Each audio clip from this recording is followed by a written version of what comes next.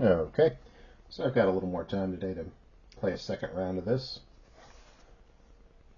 So a couple things I'm going to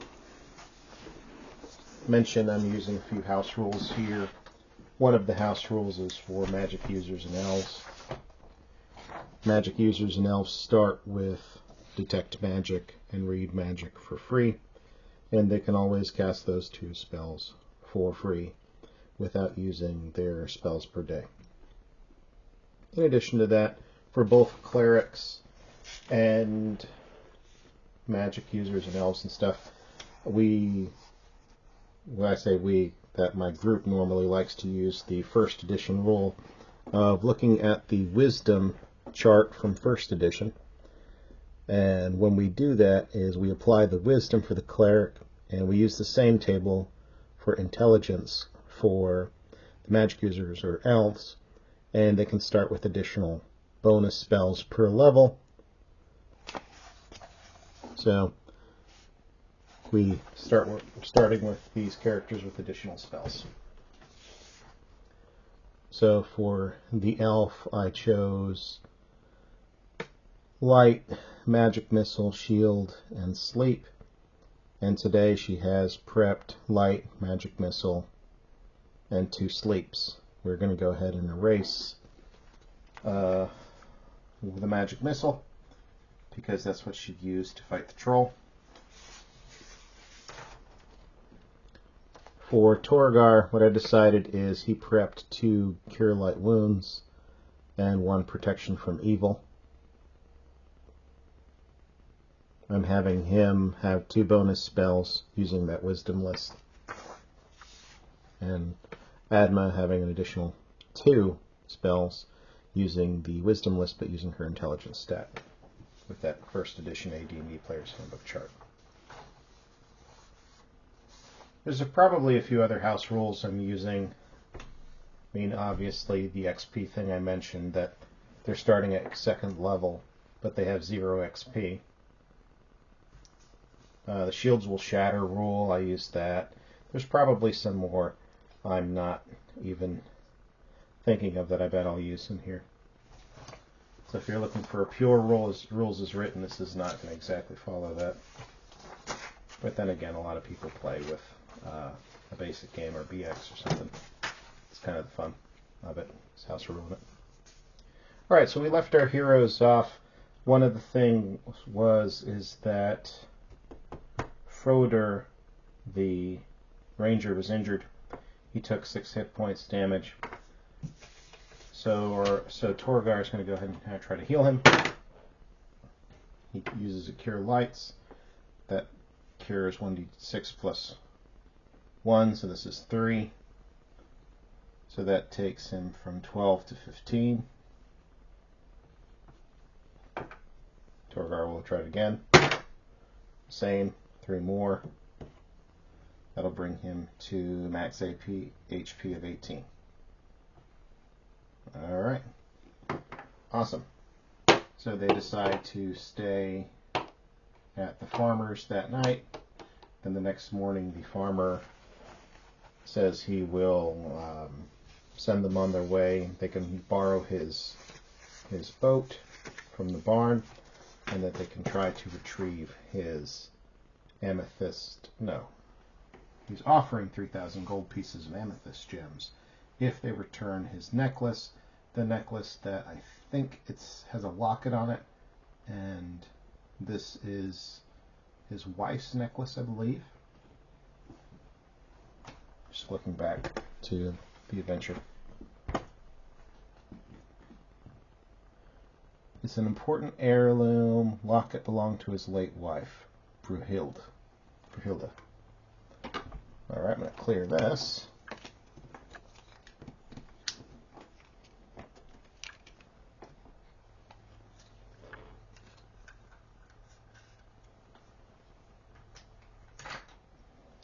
So the characters are on their way to Amethyst Lake. We'll do a Wandering Monster check.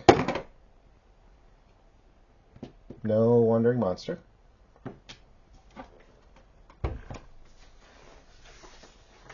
Using the calendar, It is the third day of the first month of spring. They did all their prayers and prep and stuff like that in the morning, studying the spell books, memorizing spells. And now they are taking the boat out to Amethyst Lake. Amethyst Lake is a beautiful, picturesque location and once a highly sought-after vacation retreat for the rich nobles of the southern city. As beautiful as it is quite dangerous because of the creatures that inhabit the waters. Because of this, there is a strict policy for visitors to stay off the lake, which is no longer a problem as tourism has dried up due to a grim reputation.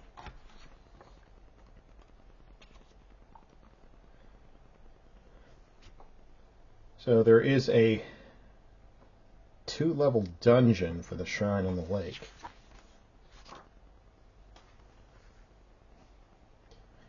The Shrine on the Lake.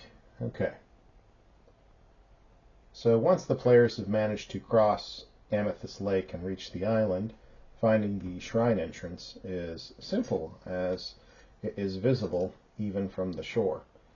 The island is nothing more than a large outcropping of stone in the central part of the lake, and the shrine entrance is a 10 feet wide cave that has been carved and cleared into a tunnel. The tunnel descends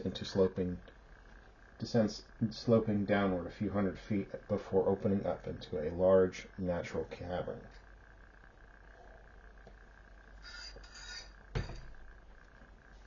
Alright, in this first room, it's a watery cavern. In it, there are 3 water termites. Swim about here looking for food. The adventure says they won't attack the players, but if they are carrying anything that is wooden, such as tools, torches, etc., they will certainly try to devour it. This large cavern is filled with water that is 4 feet deep at its deepest. Alright, so the choice of the characters is either to take the boat here or to wade 4 feet deep into this room. I think they will likely take the boat. So 70% chance or less of taking the boat. Oh, they want to walk for some reason or another. These characters would like to walk into the water instead. Okay.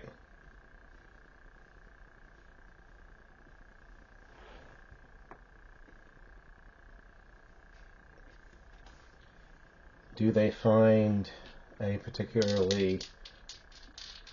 part that isn't as deep? 50-50 shot here. Yeah, they do. They find a passage that doesn't seem as deep, but along the way, the water termites show up, and the water termites are looking for a snack. One of the boys is holding a torch, and some of their weapons have wooden handles, like the cleric's warhammer and their bows. So they do have some wood on them that is attracting the termites. But this is a party of 6, and those are only 3 termites. So I'm going to use the monster reaction rules.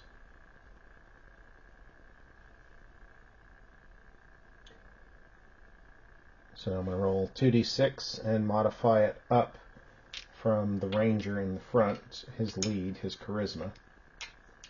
I could argue that the charisma would not apply here because these are non-sentient, just bugs basically. But I don't know, I'm thinking it's kind of like if you've ever seen Honey, I Shrunk the Kids, it's almost like dealing with Auntie.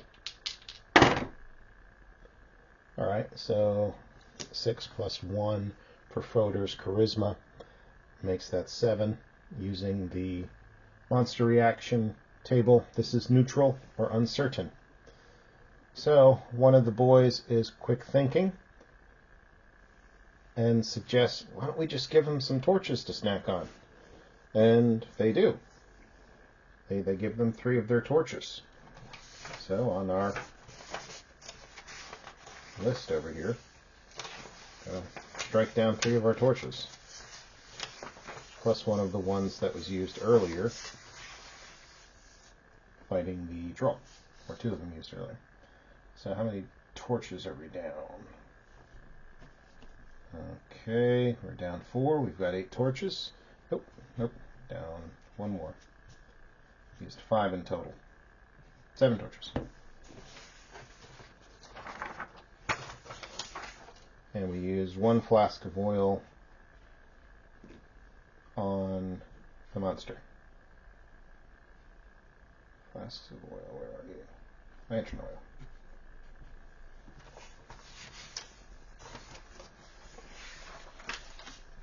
Got 2,000 gold.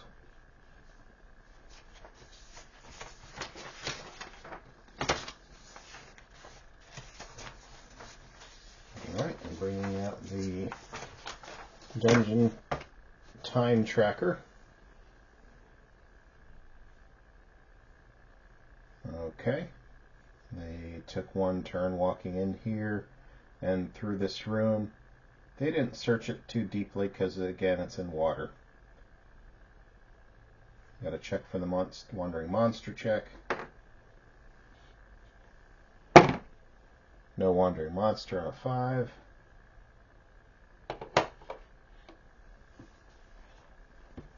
On the second one. So it takes them 20 minutes to walk through. They do a brief search, but not too much in depth. They move through here. And you know what? I will give the party XP for dealing with the termites because they fed them and that was a way to bypass them. So I just got to look up the water termites XP.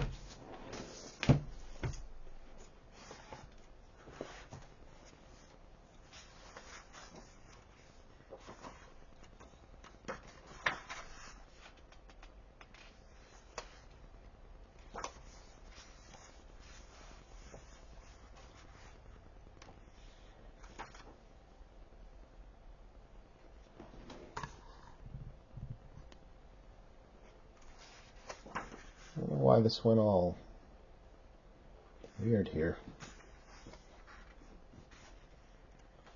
Guess we're having technical difficulties. Alright, the water termite. It's XP. Freshwater termite.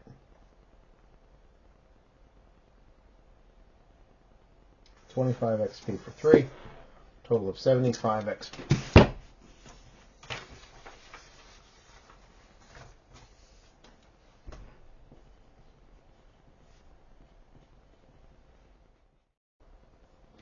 Alright, sorry about that. Hopefully focus is fixed now.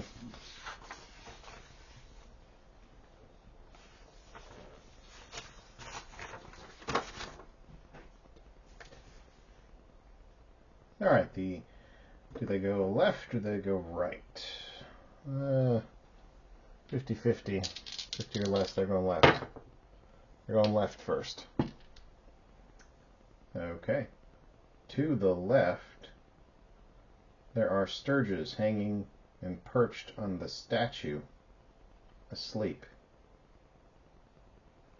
There's a statue of a humanoid figure with 3 eyes. It is holding the object in its hand upwards towards the cavern ceiling.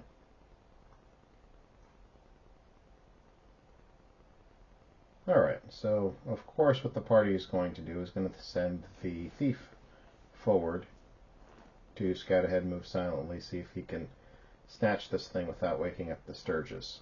There's 6 of them hanging. Worst comes to worst, if they have to, what the plan is they're going to send in, they're going to come to the shoreline, and everybody is going to sneak quietly out there, and they're going to pull out bows. So 3 of the characters have bows. That is the Ranger, Froder. Vopin, the Thief, has a bow, but he's not going to have his out. Adma has a long sword.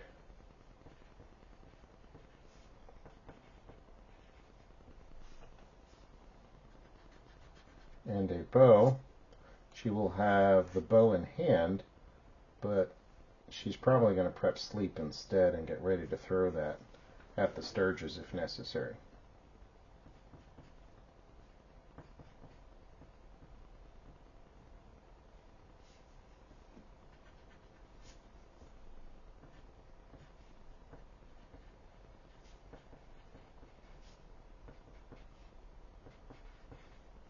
Okay. And do I not give her armor either?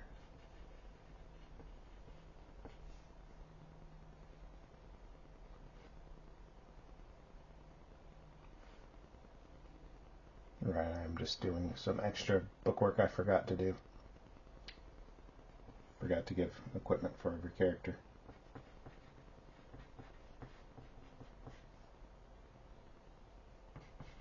Okay.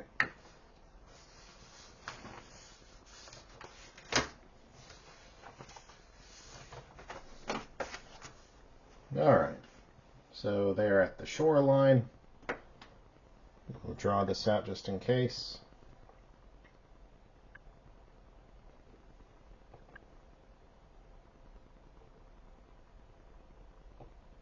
They're still in the water.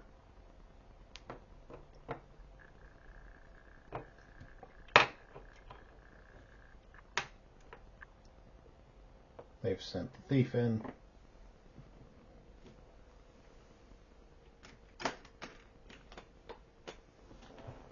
Up above, there are 6 Sturges.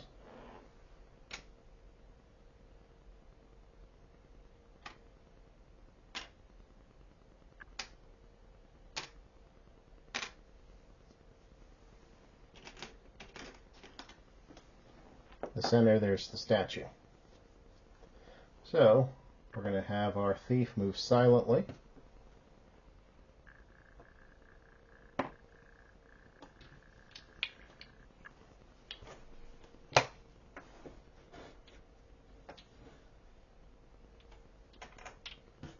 His chances for move silently as a second level thief.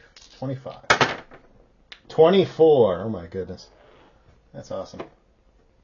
So, he successfully sneaks in, moves silently. Now, how big is this statue? It's a 15-foot statue. So let's say he's got to climb.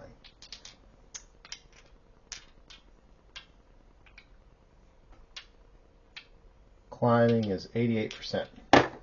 He makes it. Okay, he successfully climbed it. What does the statue have? He is going to likely search it for traps before he actually climbs or grabs it. Of course, that's what, somebody would do. It's just hard because when you're solo playing, you read ahead, you know it doesn't have traps. So, just for the sake of it, he thought it didn't have traps. He failed his roll, and so he assumed it was safe. So up there's a circular stone disc with 3 circles engraved on it. So he grabs it, thinking they might need that. He doesn't know if it's precious, but he knows enough that it could be valuable later in the dungeon. So he grabs it. Now he's got to do a move silently back. A 37. So it's when he's coming down, that's when things go wrong. His move silently back.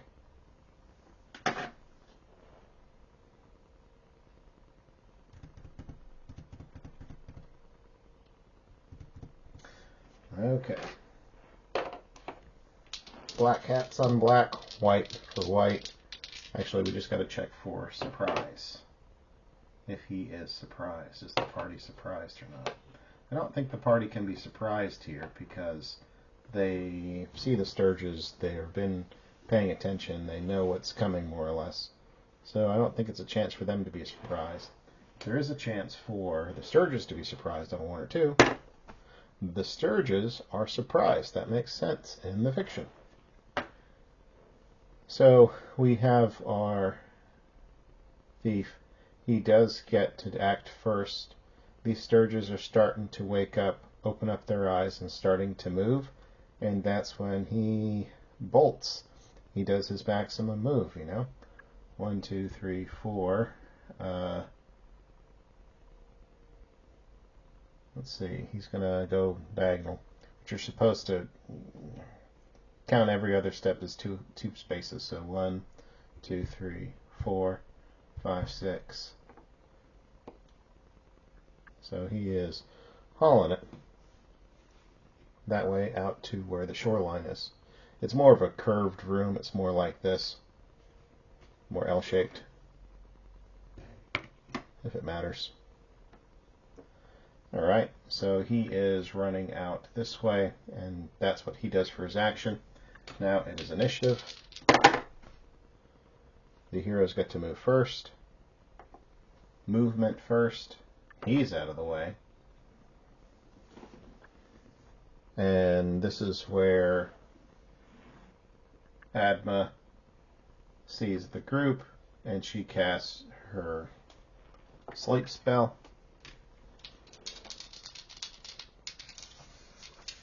And if I recall, in this version of D&D, sleep is just 2d8. No saving throw. I will double check, though.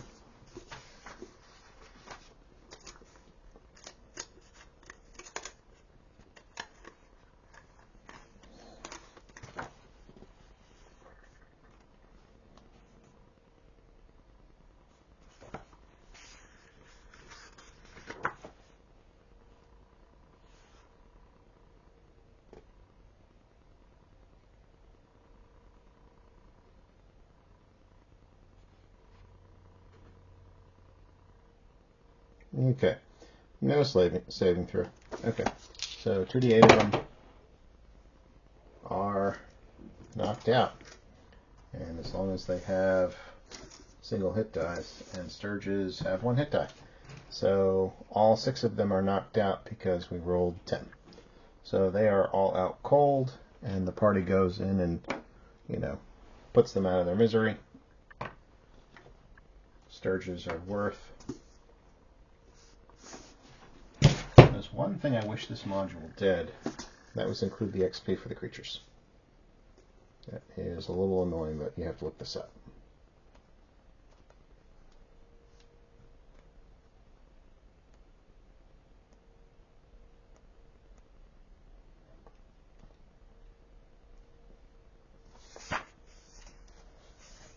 Alright, if you didn't know what Sturges look like, there you go.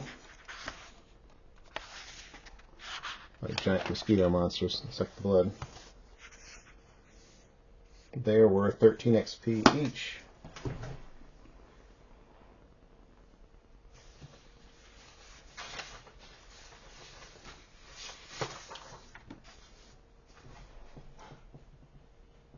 Sturges. 13.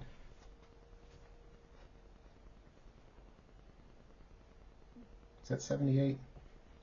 13 times 6. Double checking my math here. Yeah. Alright. That took a turn.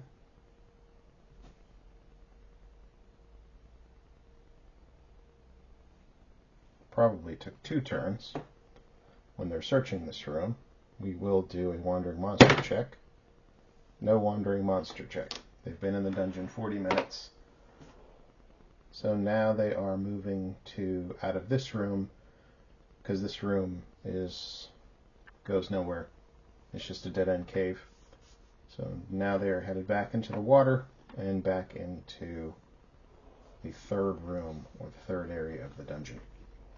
So there are 2 rows of pillars, here to here. 2 rows of pillars lead to a heavily oxidized and rusted metal double door. At the foot of one of the pillars is a leather map case. I'm assuming they would find it. Inside is a treasure map. And the treasure map is this one.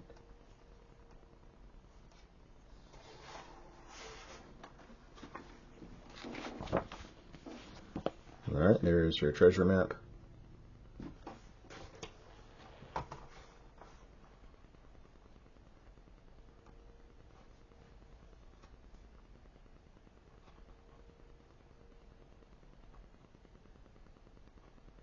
This is located on a different map area. It says, best of luck to whoever finds this map. Far south in Torthan's Hall, look for a massive sinkhole. It talks about beware, the store is trapped. There's a treasure room behind it. Behind a secret door is where he says, I left my bow and jewels here. Alright.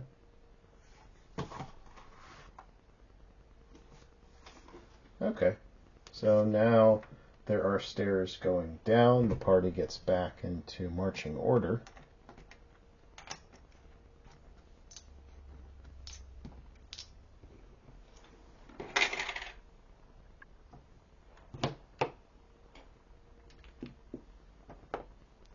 Go ahead and update a couple things here.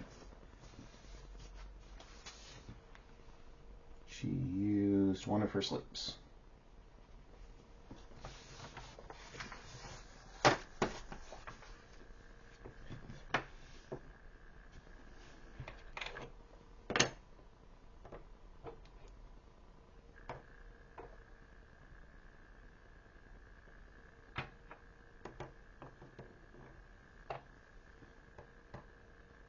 Okay.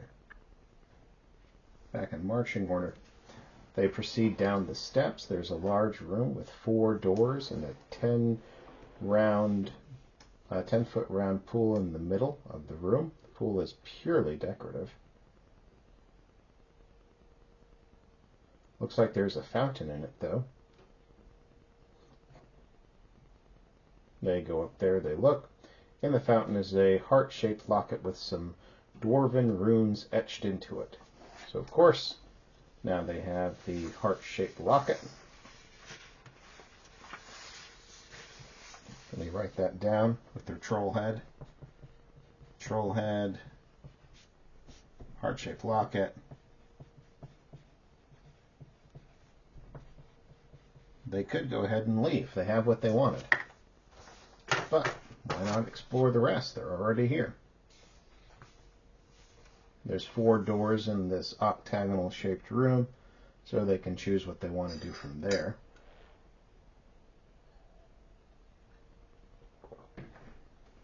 So we'll roll a d4 and see where they're going. They're going to the first door on the right. 1, 2, 3, 4. They're going down this way. Alright, this door is locked, I believe. That's what a dot means on the door. So let's see if the thief can... Is that what the dungeon map means? A dot on the door? Let's see if there is a double symbol key on this. Dungeon symbol key.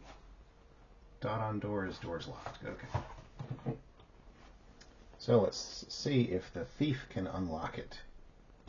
Alright, thief is trying to unlock it. His locks are at 20%. 23, so close. Didn't make it though. Okay. So, taking some time to do that. So instead, Vopin will try to, not Vopin, Froder, our ranger, he's got a 17 strength. He's going to try to break the door down. We'll double check the rules on breaking a door down that's locked. I think that's harder than just a stuck door.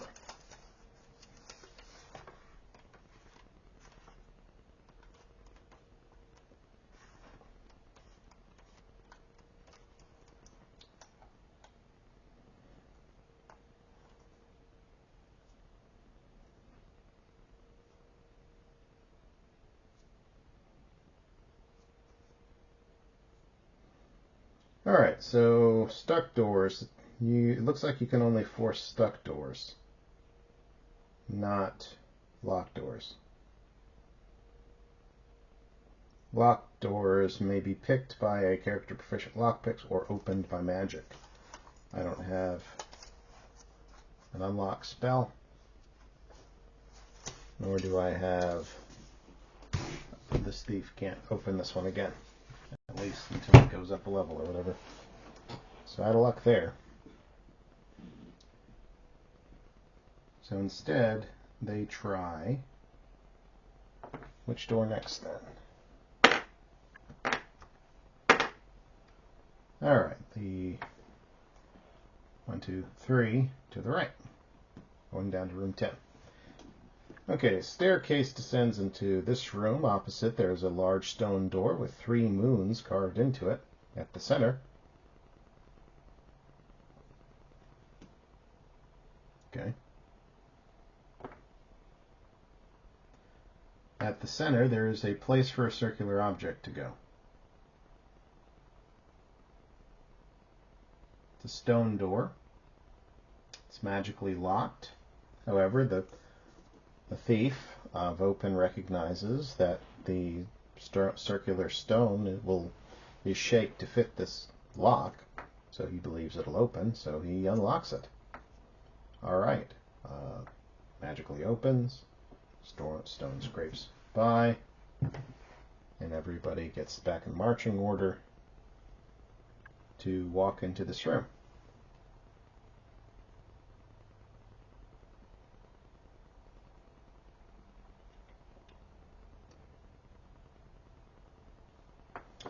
Alright. So I haven't been scouting ahead with these characters. So because of that, would they likely send a scout forward? I haven't been doing that. So I'm going to say it's less likely. So 30% or less, they'll send somebody forward. No, they're just going in. So the first 2 walk in, and of course, there's a trap. So on a 4 in 6 chance, they activate the trap. Okay, they don't activate it. They're walking through the next 2. Do they activate the trap? They do not. The last 2. Do they activate the trap? They do. Okay. So, there is a false floor trap that dumps the characters into either pool. So I'm going to assume it kind of like bisects, and so each one drops to a side. So our cleric and one of our boys, it's going to be Nick in the back. I decided to go with this color is blue, and that's a shade of cyan, right? Cyan blue. I was going to do cyan for Sid. Kind of got to do these little alliterative tricks for myself so I remember. So Nick and Torgar have been dumped into the water, and there are 2 piranhas swimming in that. So 1 on each side, I guess. Inhabit either pool. So there is probably a surprise. Let's check. No surprise. So it's just combat. Alright. Heroes get 6. Back, I guess, at 5. Heroes go first. So what they're trying to do is these characters are trying to pull them out, and because they move first, they can do that. Same on this side. They do that and pull them out. And so they successfully avoided having to deal with the piranhas. Okay. And now, from here on out, they're sending the thief first. To test for traps, or look for traps at least.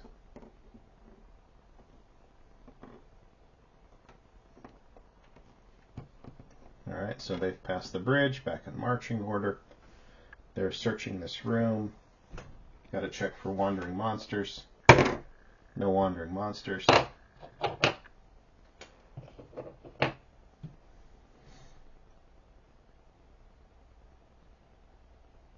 Beyond the door, there are 2 long pools. Yep, there's a large statue of a humanoid figure with 3 eyes sitting on its knees, hands outstretched, and an odd-looking helm upon its head. A large stone offering basin sits before it.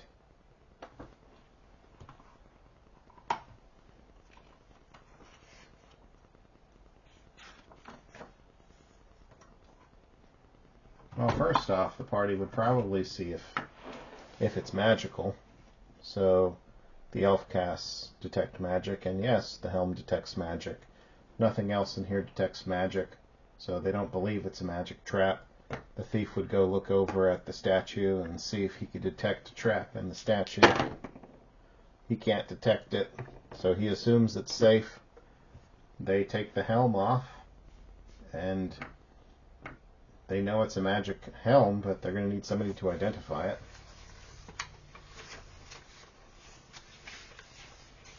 So they have what's in the rules. It's a helm of telepathy, but they have to go identify this in town. It's unidentified. And 1,200 silver pieces.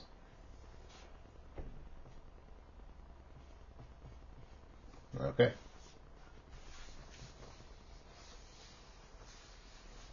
Which in XP is worth 120.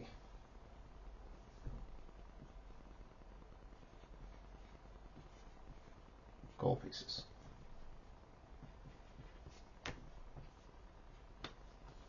Alright. If they get it back to town, of course. Alright, they are looking through this room, looking for secret doors and stuff.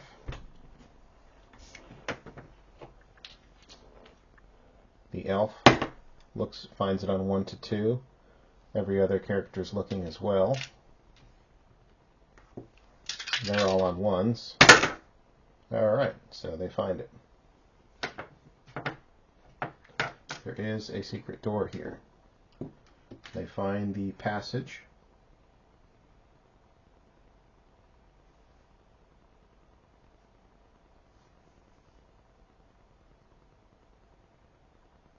They creep around the side. It's an L-shaped corridor. They follow it.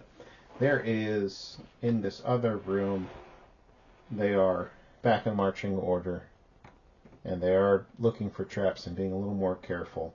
They send the rogue to sneak forward. Our thief here probably be being a little too noisy. Move silently. 25. Okay.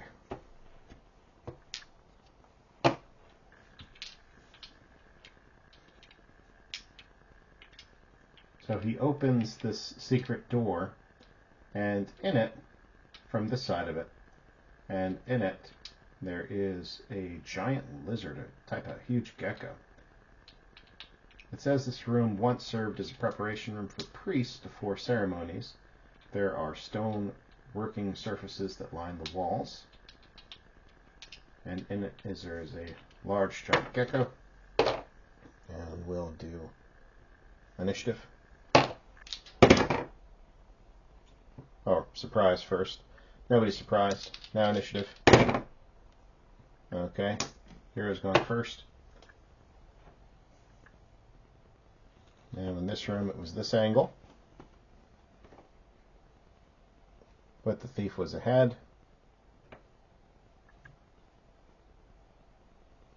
And there's a huge gecko. The distance for this room. What is the distance? Looking for the encounters. 2d6 times 10 feet. For 40 feet. So 1, 2, 3, 4, 5, 6, 7, 8.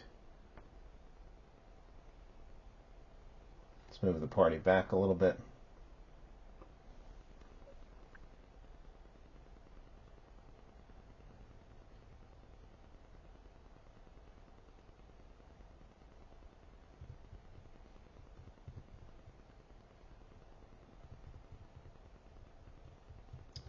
Okay. So our thief is going to pull out his bow and fire off a shot at the gecko. 12. And he has a 1 for dexterity, right? Yep. So he hits armor class 13 or better. And the gecko has an armor class 14, so it goes astray just a bit. Okay. Rest of the group comes in, sees it.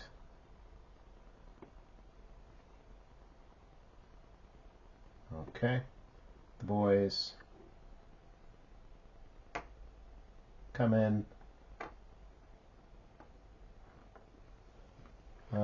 Let's see, what are they doing? He's got his torch, so he's taking his torch, laying it on the ground, pulling out his sword, and he is staying put.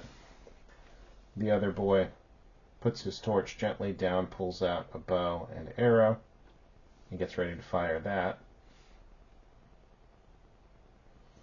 Our ranger fires off a shot with his bow, misses, and the elf will fire off an arrow with her bow. Probably hits. Yeah, she hits. Does a d6 damage, 1 point of damage to the gecko.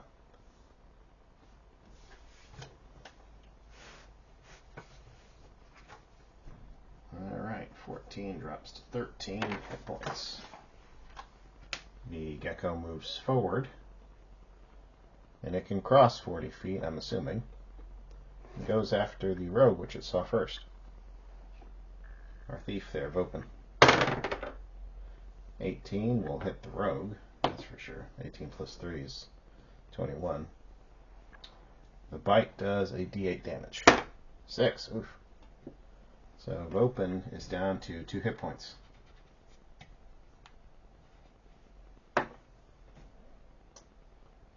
Our cleric didn't declare any actions to have any ranged weapon, so he just hits the creature with his warhammer. Misses.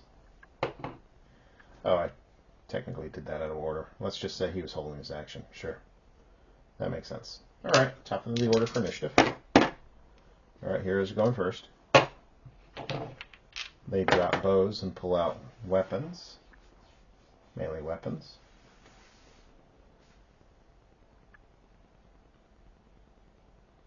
Let's see. Our hero is going to do a... Vopin is going to do a fighting with retreat there, withdrawal.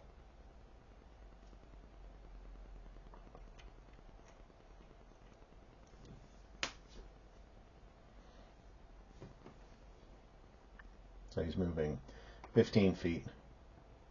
1, 2, 3.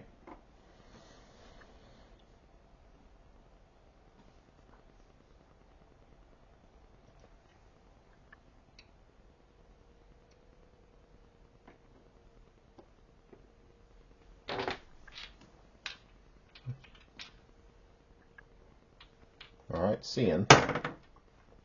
11 plus 1, 12, misses. So he swings his sword and misses. Froder misses. And Adma misses as well. Okay. Lastly is Torgar.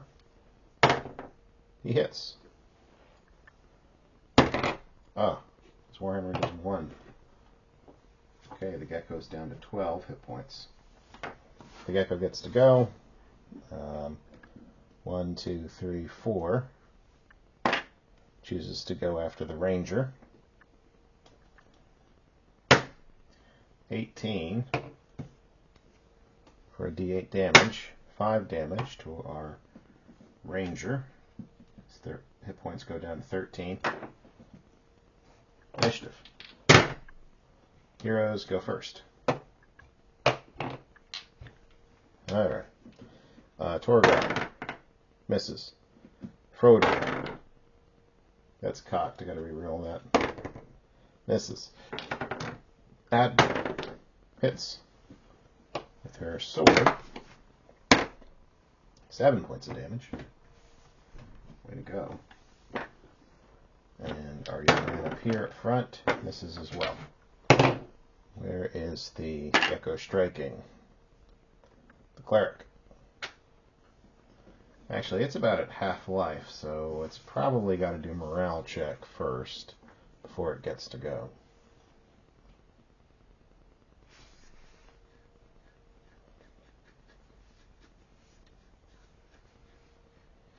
So it will do a morale check.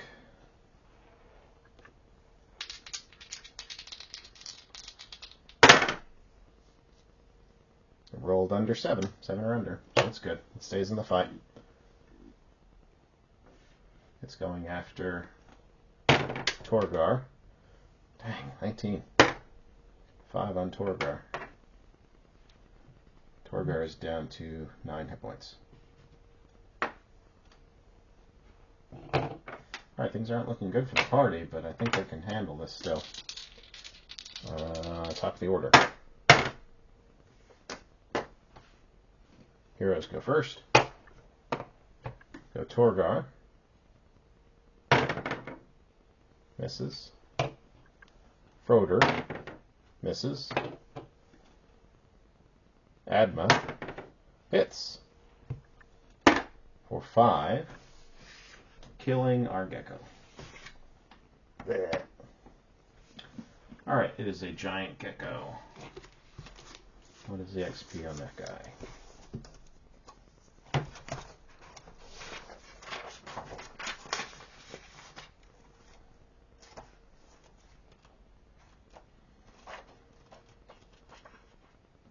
Giant lizard. Lizard. Giant. Gecko. XP is just 50? Really? Could be a little higher.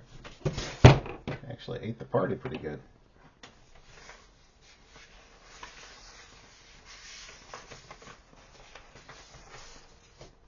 Alright. Gecko. 50. Alright, so first things off. They rest after the battle, but they have to do a wandering monster check. No wandering monster, thankfully. So now they are taking this turn to have Torgar heal with his Cure Lights. So who is he going to heal first?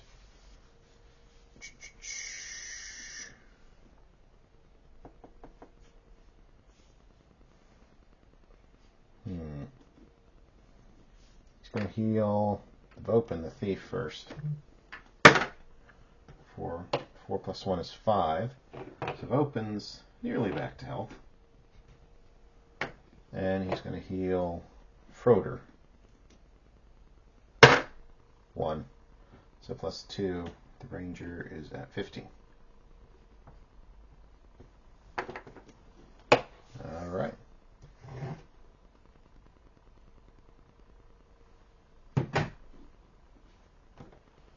So what next? So in this room there also happens to be some treasure. They find 200 silver pieces, 30 gold pieces, and some spell scrolls. One is a Cure Light wounds, one is a shield.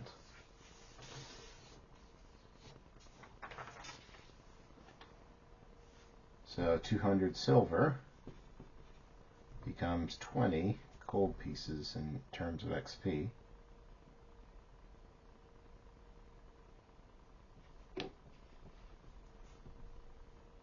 $30 gold pieces, of course. It's a 1 for 1.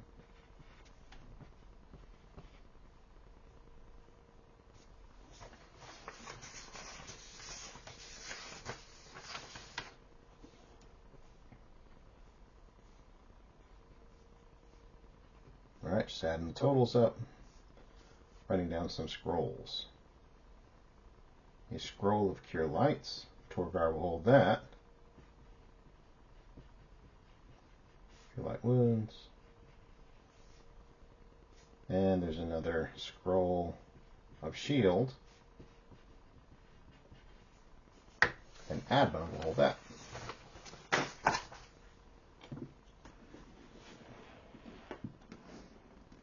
Alright, this room is next to an empty room. They look into it. They take a turn there, but it's empty.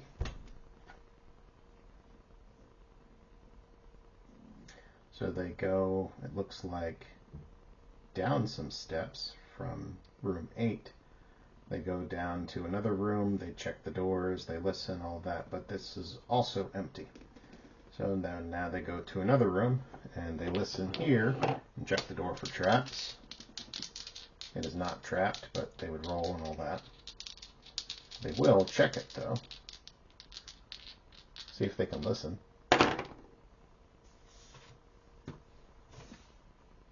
Actually, he has to roll a d6 for this.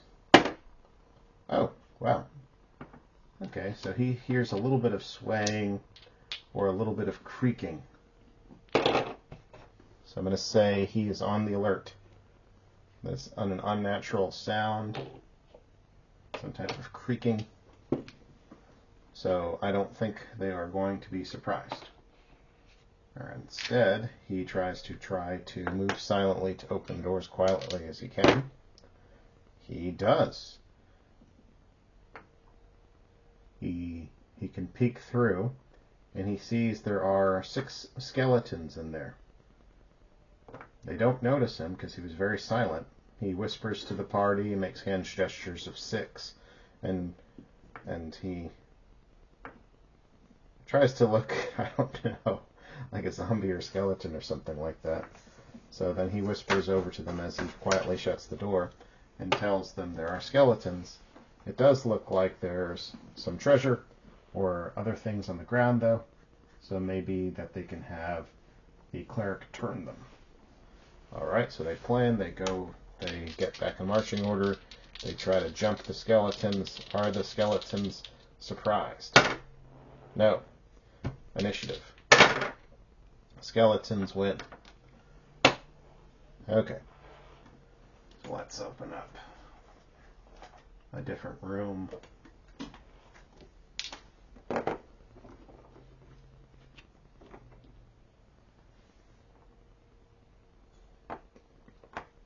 They're sending the cleric first.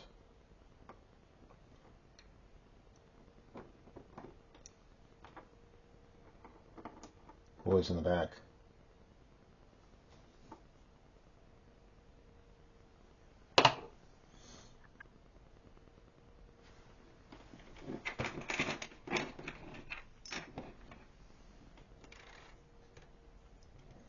Cleric had his holy symbol out and was all ready and everything.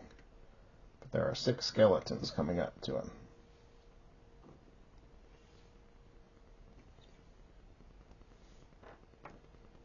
And they're going to try to rip him to pieces. They move and attack with their short swords. Oh, there are not 6 skeletons. There are just 4. Look at that. Okay.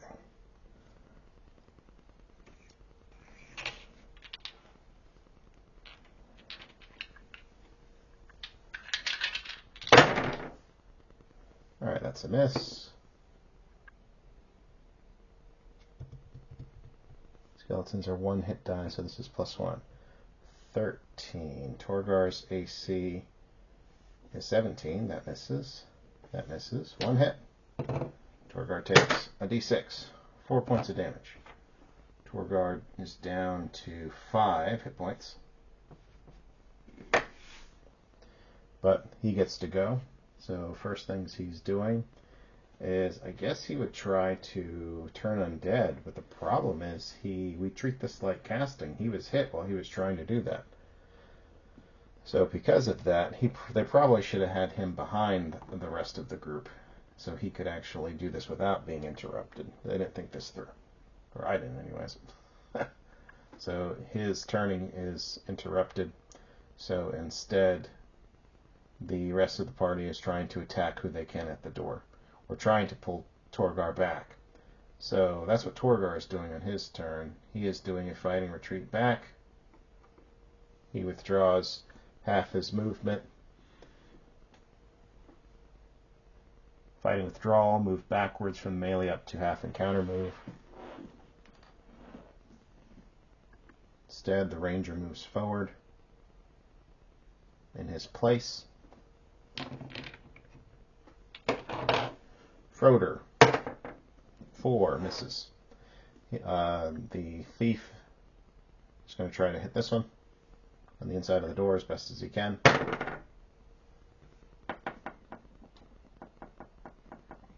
Misses. And the elf on this side is going to try to hit this one. Hits. D8 damage. 1 point of damage, dang. Alright, so this is 4 skeletons.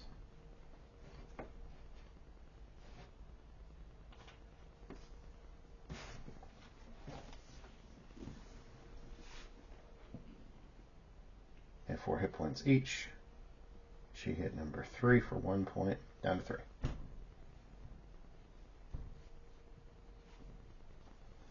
Alright. Top of the order for initiative. Bad guys get to go again first. Alright, they're going to try to attack Froder. Froder's AC is 16, so none of them get through. What they're going to do first is, now that he's back there, he can actually sincerely try to turn undead without being interrupted.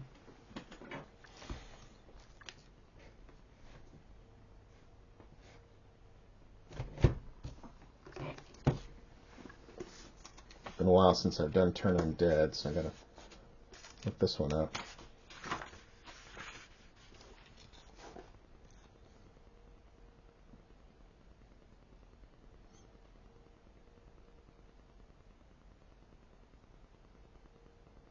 Number: if the 2d6 turning roll is higher or equal, the turning attempt succeeds.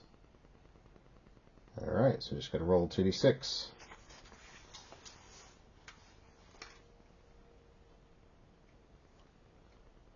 No. The turning succeeds automatically at 2nd level. He's a 2nd level cleric. These are 1-hit die skeletons. It's automatically successful. So because of that, what do we determine then? Page 123. I think they're just turned, right?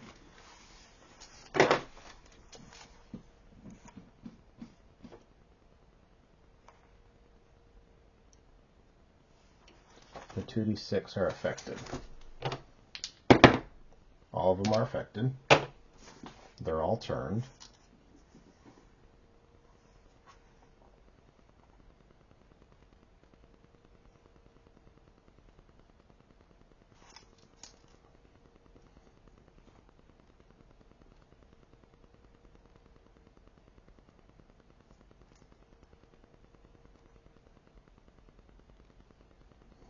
Okay, so in this version of the game, if you attack them continually, do you raise, and do you break the turnings? Let's see.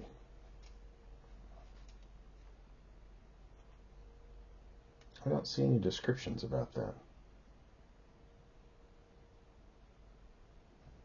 They're all turned, so they're all fleeing from the party.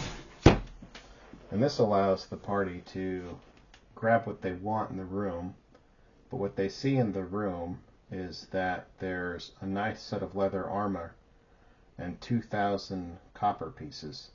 But the 2,000 copper pieces don't seem to be worth it. So they snag the armor, yoink, and take off, and then they nail the door shut, put pythons or whatever you want to call it to seal the door. They've grabbed the armor, and that's a win for the party.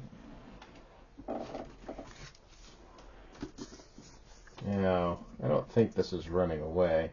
Some people might say whether or not they should get the XP on this one or not. But I said they would. It was pretty smart to seal them in there.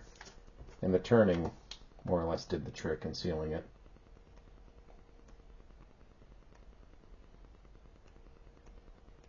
Skeleton XP.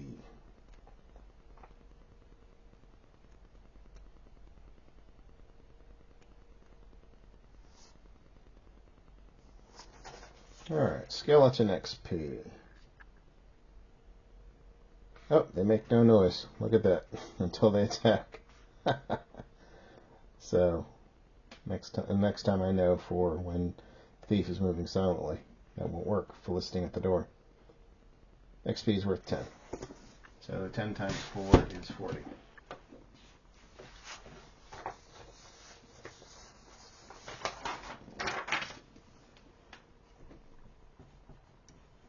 Skeletons. XP value 10, 4 multiplier 40. Okay. And that clears this dungeon except for the one locked room they couldn't get into.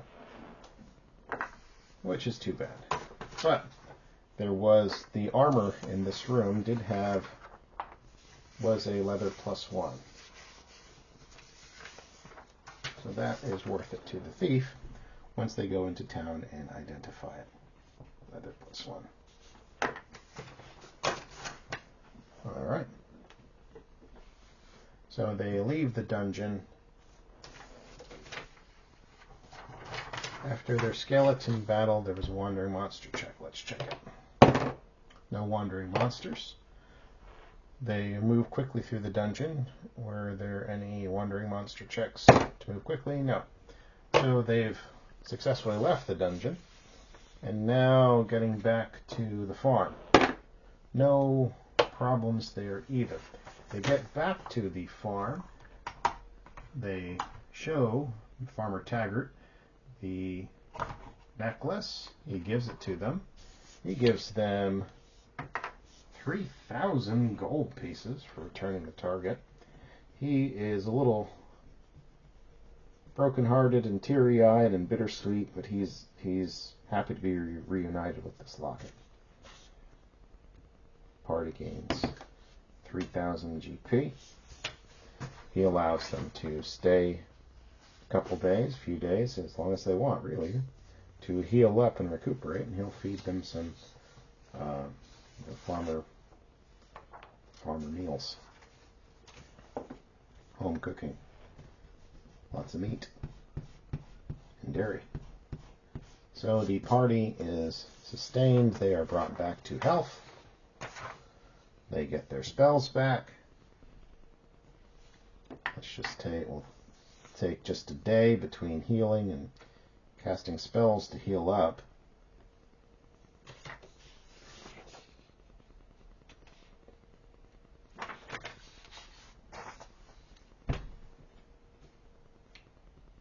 They'll spend a whole day, and on the 5th day they'll travel back to Karn Buldar.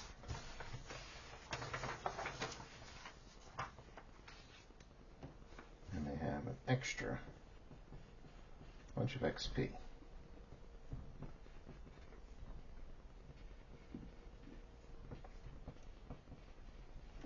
Gotta total this up and split it amongst the characters. Alright, so that was my dungeon walkthrough, the first leg of this one, in the Shadow of Tower Silveraxe. Hopefully I'll get another chance to play another quick session of it. These little micro dungeons are pretty fun. They're small enough where you can get through in a sitting. Obviously, if this was a real group, it would take longer. But you don't have to drag it out. It's the beauty of BX. Sometimes people might argue, is this quantity over quality? Some people might prefer a little more tactics, some more options and stuff like that. And definitely if this was a group in person, there would be more like live roleplay and interaction. But since it's just me walking through almost like a dungeon procedural, this is it. I probably could do some more of that, but I'm not an actor, and this is just fun for me. So there you go. Hope you enjoyed it.